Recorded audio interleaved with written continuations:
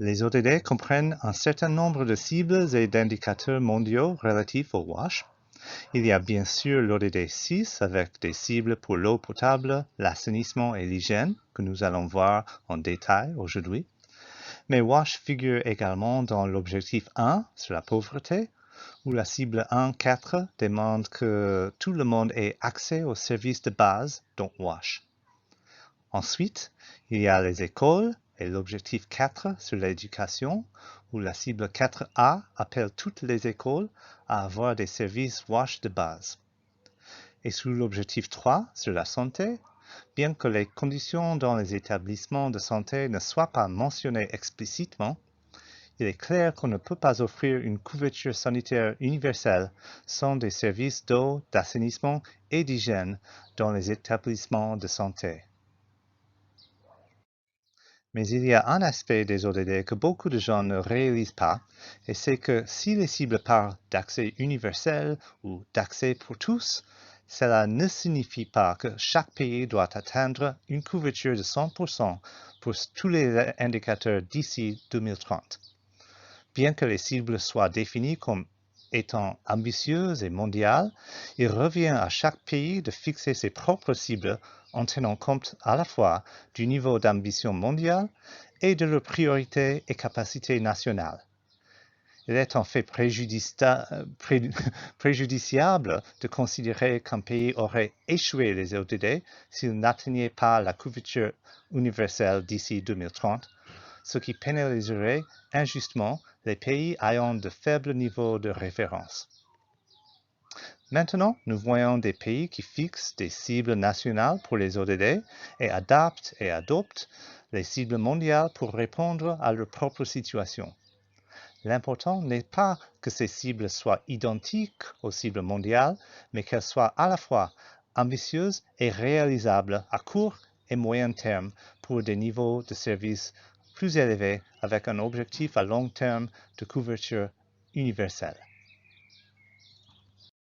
Les cibles et indicateurs des ODD ont été convenus par les États membres de l'ONU dans le cadre d'un processus politique et l'ONU a désigné ce que l'on appelle des agences dépositaires pour chacun des indicateurs. Dans de nombreux cas, ces agences dépositaires sont des agences des Nations Unies ou des équipes d'agences. Et pour les cibles des ODD 6.1 et 6.2, l'OMS et l'UNICEF, par le biais du GMP, sont les dépositaires.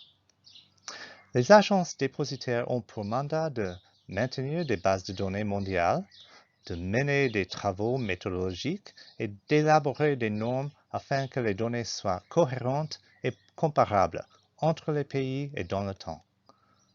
Nous devons également contribuer au renforcement des capacités statistiques et établir des liens avec les autorités nationales, en particulier les bureaux nationaux de statistique, et de développer des méthodes cohérentes de compilation, d'agrégation et de vérification des données nationales. L'objectif final est de disposer d'un ensemble de données cohérents sur le plan interne et comparables sur le plan international qui peut être fourni à la division de statistiques des Nations Unies ainsi qu'un brief récit à inclure dans la base de données mondiale sur les ODD et le rapport annuel sur les progrès des ODD. En 2019, le GMP a publié le deuxième rapport des ODD sur WASH au sein des ménages, en mettant l'accent plus particulièrement sur les inégalités. Dans ce rapport, nous avons utilisé près de 4000 sources de données et à peu près la moitié d'entre elles sont des recensements ou des enquêtes auprès des ménages. L'autre moitié est constituée de dossiers administratifs qui peuvent provenir d'un ministère ou d'une agence réglementaire ou d'autres sources comme des publications académiques ou des données compilées par d'autres groupes internationaux. OK, donc le cible 6.1 concerne l'eau potable et appelle à un accès universel et équitable à une eau potable et abordable pour tous. Mais comme nous venons de le voir, cela ne signifie pas que tout le monde dans chaque pays doit y parvenir d'ici 2030. L'indicateur pour cet objectif est la population utilisant des services d'approvisionnement en eau gérés en toute sécurité, qui sont définis comme la population utilisant un point d'eau amélioré, c'est l'indicateur OMD, mais avec de nouvelles conditions, que le point d'eau soit accessible, doit être situé sur place, qu'il y ait de l'eau disponible au besoin et qu'il soit exempt de contamination fécale et chimique. La contamination fécale est une préoccupation pour tous les pays du monde et E. coli est l'indicateur préféré de contamination fécale, bien que les coliformes thermotolérants soient également acceptables. Il existe des centaines de produits chimiques potentiellement préoccupants et différents pays auront des priorités différentes pour les produits chimiques. Mais au niveau mondial, nous prenons l'arsenic et le fluorure comme priorité parce qu'ils se trouvent naturellement dans l'eau de boisson, ils ont des impacts très graves sur la santé et ils affectent une large partie de la population, des centaines de millions de personnes. Le GMP utilise depuis longtemps des échelles pour montrer différents niveaux de service.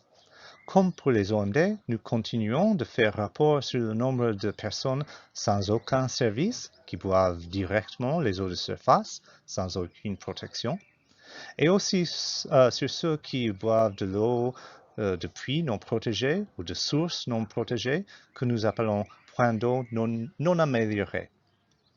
Et dans les OMD, nous avons également rendu compte de la population prenant l'eau de boisson des points d'eau améliorés, comme l'eau courante ou des puits protégés.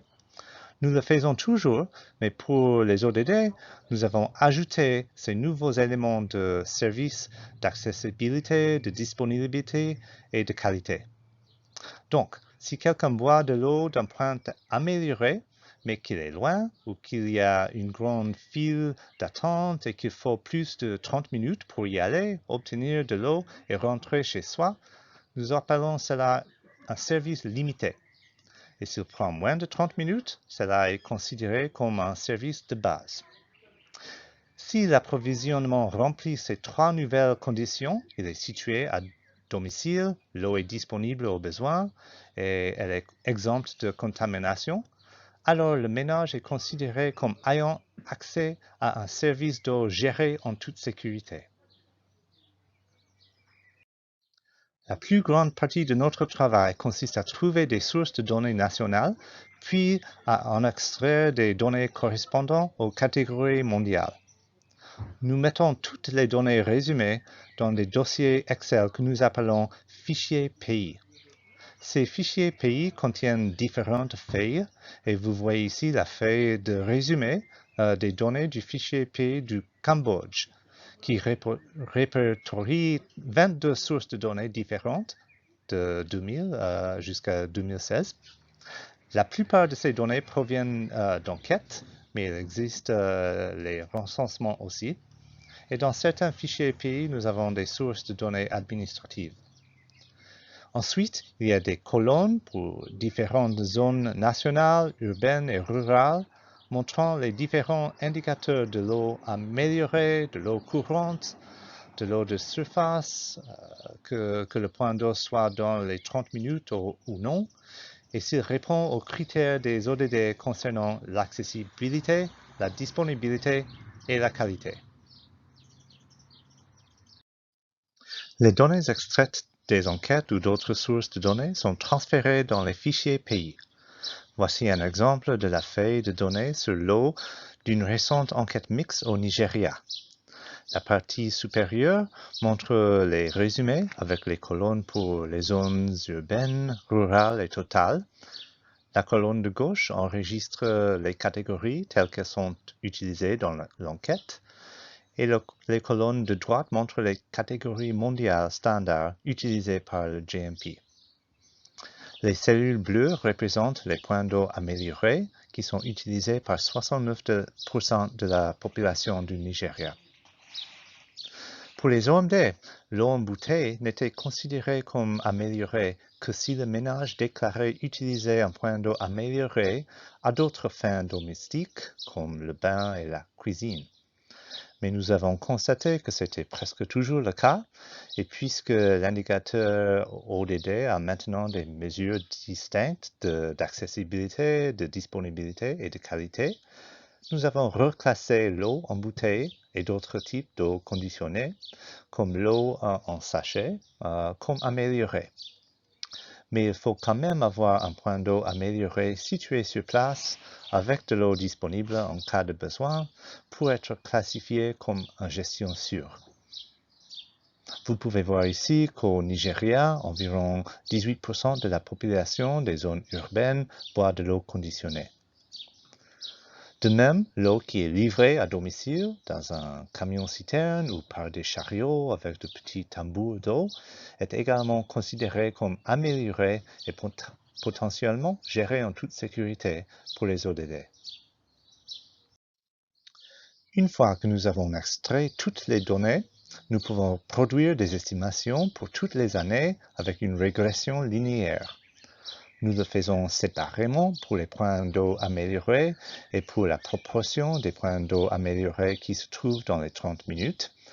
Et ensuite, nous les combinons pour produire les estimations des services de base. Nous effectuons ces régressions séparément pour les zones urbaines et rurales, puis les combinons pour produire des estimations nationales. Vous pouvez voir dans cet exemple d'Éthiopie que dans les zones rurales, l'utilisation de points améliorés augmente rapidement, mais environ la moitié d'entre eux nécessitent plus de 30 minutes et comptent donc comme un service limité. Alors, une fois que nous avons des estimations pour les services de base pour toutes les années, nous pouvons comparer le taux de couverture actuel avec le taux de progression historique entre 2000 et 2017. Et nous utilisons pour faire des graphiques progrès ou triangulaires qui montrent si les pays sont sur la bonne voie ou non pour atteindre une couverture presque universelle d'ici 2030. Sur l'axe horizontal, vous pouvez voir que la couverture nationale en eau varie d'environ 40% à 100%, mais que dans les zones rurales ou parmi le quintile le plus pauvre des zones rurales, il y a des pays qui ont une couverture beaucoup plus faible. Ensuite, si vous regardez l'axe vertical, vous voyez que la plupart des pays ont augmenté la couverture d'environ 1 point de pourcentage par an. Historiquement, il y en a quelques-uns qui sont plutôt vers 2 points de pourcentage par année, mais c'est vraiment le plus élevé qui a été observé. Il y a aussi quelques pays où la couverture de base diminue et le taux de progression est négatif. Vous les voyez dans la zone orange. Ainsi, sur les 132 pays qui n'ont pas encore une couverture de 99% ou plus en 2017, seuls 45 pays, soit 1 sur 3, atteindront la couverture universelle d'ici 2030, à moins que le progrès ne soit accéléré. Et c'est pire dans les zones rurales et pour les pauvres dans les zones rurales. Ok, ce sont des services de base. Mais pour arriver à un service géré en toute sécurité, nous avons besoin d'informations sur l'accessibilité, la disponibilité et la qualité. L'accessibilité est assez facile. De nombreuses enquêtes auprès des ménages demandent combien de temps il faut pour collecter l'eau. Nous recommandons une question comme combien de temps faut-il pour se rendre au point d'eau, s'approvisionner et revenir. Voici un exemple d'une enquête PMA 2020 en Ouganda, où vous pouvez voir que la plupart de la population urbaine et près de la moitié de la population rurale ont de l'eau en 30 minutes. Mais même dans les zones urbaines, l'eau à domicile est rare. Cela peut donc être un facteur limitant pour accéder à des services gérés en toute sécurité. Disponibilité au besoin, c'est en fait beaucoup plus difficile. De nombreuses enquêtes collectent des données sur la disponibilité ou la suffisance ou la fiabilité de l'eau à l'aide de nombreuses questions différentes.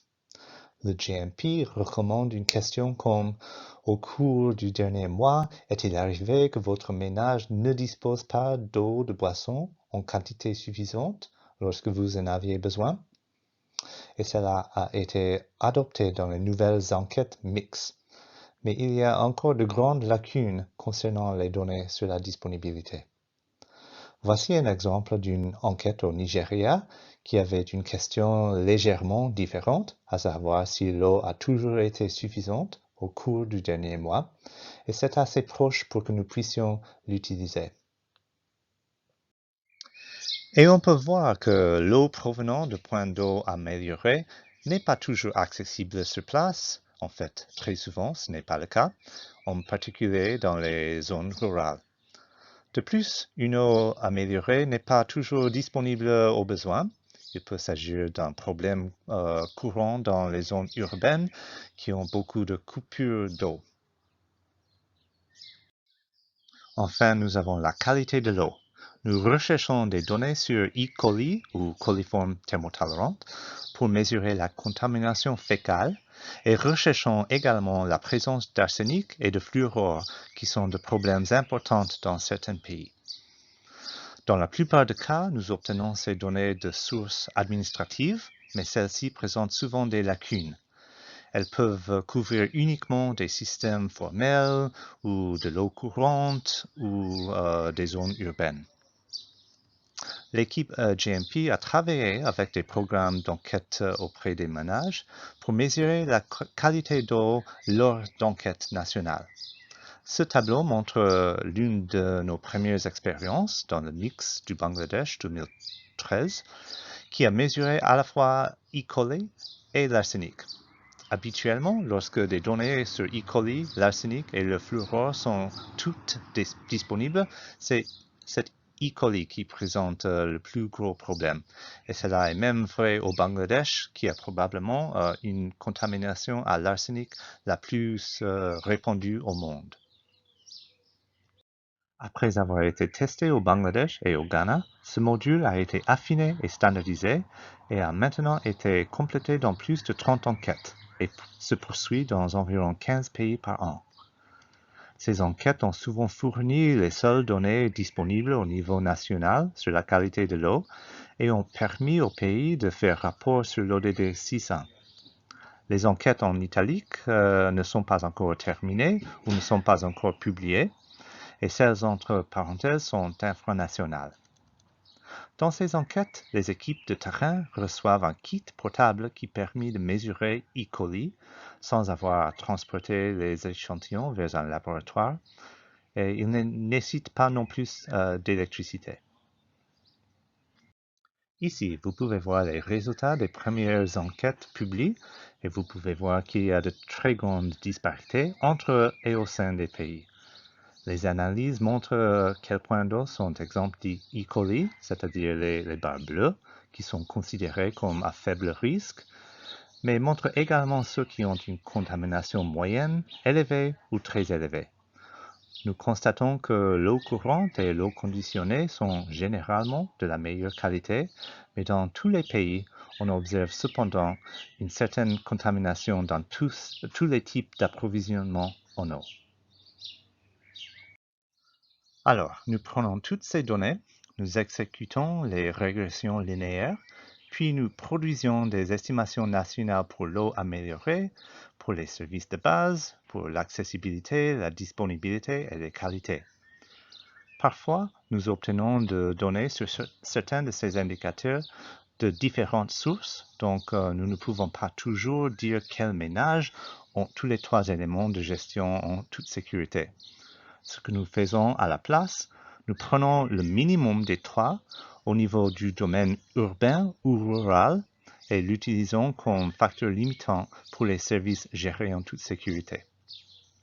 Vous voyez donc à l'échelle mondiale, en 2017, 92% de la population utilisant de l'eau améliorée, presque tout cela dans les 30 minutes et comptant donc comme un service de base.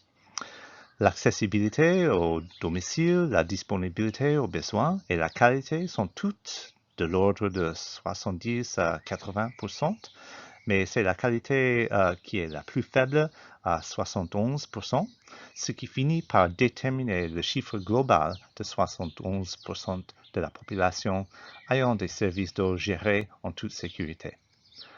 Cela signifie qu'il y a 19%, soit 90%, moins 71%, avec des services de base et 3% avec des services limités, 6% avec des points d'eau non améliorés et 2% d'eau de surface. Nous pouvons voir que l'eau gérée en toute sécurité a augmenté de 61% en 2000 jusqu'à 71% en 2017, soit environ 0,6 points de pourcentage par an. Mais dans certaines régions, telles que l'Asie centrale et méridionale et l'Amérique latine et Caraïbes, les progrès ont été plus rapides. Il y a encore 4 régions ODD où il n'y a pas suffisamment de données pour faire des estimations de l'eau gérée en toute sécurité, en général en raison d'un manque de données sur la qualité de l'eau. Enfin, si vous regardez la carte des services d'eau gérée en toute sécurité, même si 117 pays disposaient d'estimations, il existe d'énormes lacunes dans les données pour les pays à revenus faibles et intermédiaires. Le module sur la qualité de l'eau dans les enquêtes auprès des ménages peut aider à combler certaines de ces lacunes, mais ce qui est réellement nécessaire est d'avoir des systèmes gouvernementaux plus solides pour le suivi de l'approvisionnement en eau et la surveillance de la qualité de l'eau. Nous voulons vraiment encourager de tels systèmes nationaux car une enquête auprès des ménages peut donner un aperçu de la situation, mais les programmes nationaux de suivi et de réglementation peuvent également contribuer à améliorer la qualité des services. Arrêtons-nous ici pour une pause et je serai heureux de répondre à des questions sur le contexte et sur l'eau de boisson avant de passer à l'assainissement et l'hygiène.